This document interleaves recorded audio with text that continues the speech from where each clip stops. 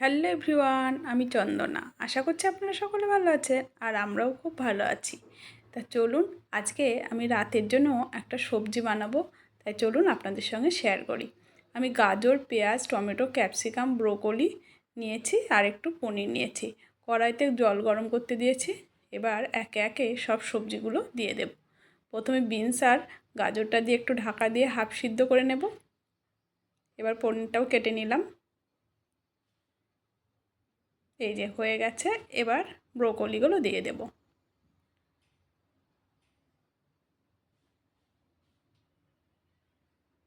এটা দিয়ে আর আমি ফোটাবো না, একদম সিমে দিয়ে দেবো। এই যে হয়ে গেছে, আমি জলটা ঝরিয়ে নেব। জাস্ট এটা গরম জলে ধুয়ে নেওয়ার মতো। এখন তো নানান রকম ওষুধ, সার ওষুধের সবজি, সবসময় চেষ্টা করবেন একটু গরম জলে ধুয়ে নেওয়ার। ডাক্তাররাও বলছেন এখন নানান রকম সমস্যা হচ্ছে এই সবজির ওষুধ থেকে। তো পনিরটা আমি ভেজে নিলাম। তো পনিরটা আমি ভাজছি। আর একটা আপনাদের কাছে অনুরোধ, আমি যদি ইউটিউব থেকে দেখে থাকেন তাহলে আমার চ্যানেলটাকে সাবস্ক্রাইব করে আমার পাশে থাকার অনুরোধ রইল। আর যদি ফেসবুক থেকে দেখে থাকেন তাহলে প্লিজ প্লিজ আমার পেজটাকে ফলো করুন।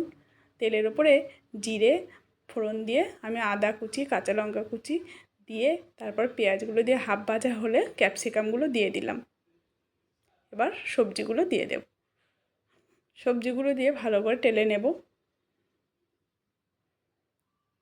একটু ঢাকা দিয়ে দিয়ে, যেহেতু আমি তখন তো সিদ্ধ করিনি, গরম জল দিয়ে ধুয়ে নিয়েছি, তো এবার ঢাকা দিয়ে দিয়ে সিদ্ধ করব। এবার টমেটোগুলো দিয়ে ভালো করে নাড়াবো। এবার স্বাদ অনুযায়ী লবণ দিয়ে দেব। আমি হলুদ দেব না, কেননা এত সুন্দর কালারফুল সবজি আমার হলুদ দিয়ে রঙটা মানে ঢাকার কোনো রকমই ইচ্ছা নেই।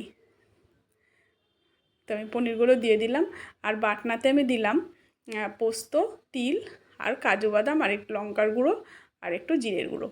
তো সব মশলাটাও দিয়ে দিলাম ঢেলে, দিয়ে ভালো করে কষে নামিয়ে নিলাম। এটা রুটি, পরোটা সবের সঙ্গে, ভাতের সঙ্গে, সবের সঙ্গেই যাবে। তো রেসিপিটা কেমন হয়েছে অবশ্যই জানাবেন। ভালো লাগলে লাইক, শেয়ার, কমেন্টস করবেন। তো আমি একটু রিভিউ দিচ্ছি।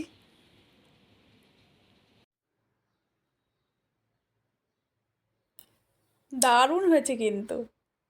বাই।